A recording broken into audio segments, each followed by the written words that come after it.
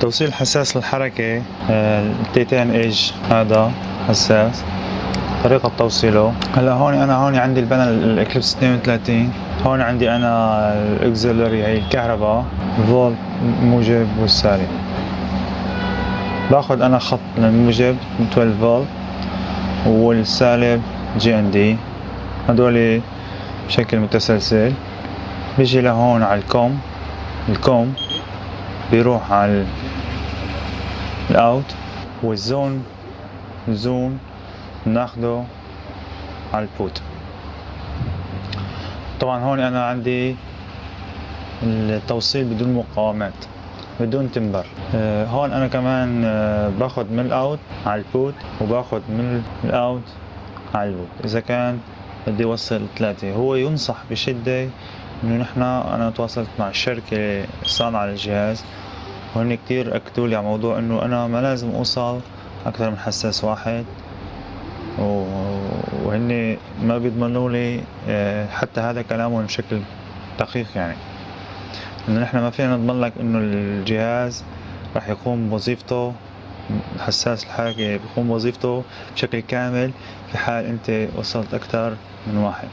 طبعا انا موصل 2 عندي، وموصل اكثر، موصل 3، واشتغلوا بشكل جيد.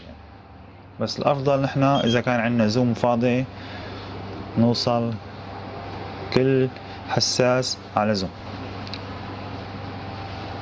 هون هلا في شغله مهمه كتير، انه انا بعد ما وصلهم هيك على البانل بدي ارجع فوت على الزون واضبطهم. هاي البرنامج المسؤول عن الموضوع. فوت على الزون. انا هون عندي الستاندر اللي مستخدمه تبع التوصيل، حاطط انه بدون مقاومات نورمال كلوز. تمام. اجي انا واصل على الزون 1 مثلا،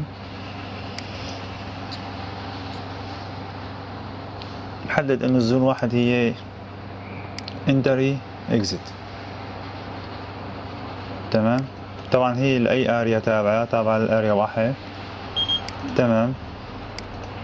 اجي هون على الاريا 1، حط تايم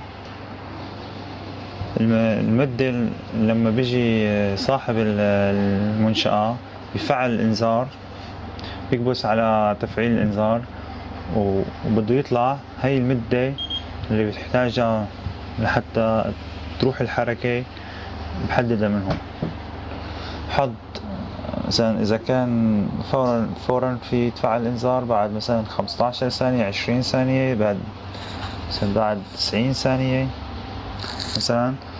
والانتري تايم لما انا بدي اروح طفي الانذار، لما يكون الانذار فعال انا بدي طفيه.